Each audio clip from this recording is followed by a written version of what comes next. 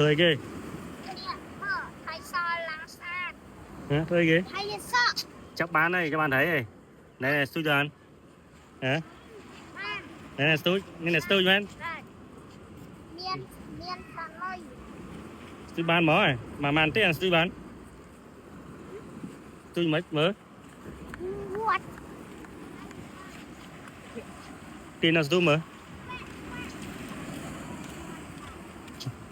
Ô này trái ăn muối. Hay bên mà stui kia này còn mơ kia đây.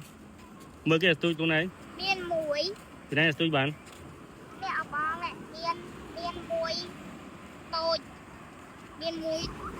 Miên muối. Stui bán muối ấy. Đấu chiêng. Nên là stui nè. Stui man. Nắn nơi ghê mà mơ. Mà stui nó ở ngay đây. Tôi chụp làng.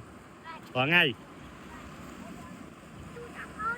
Hay stui bán man sập stui.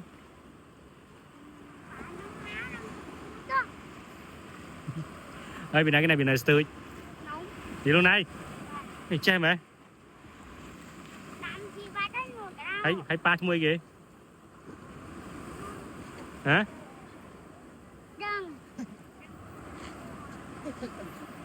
Mở ti lang lơ mở. Bạn nói mắc này. Ê ghê.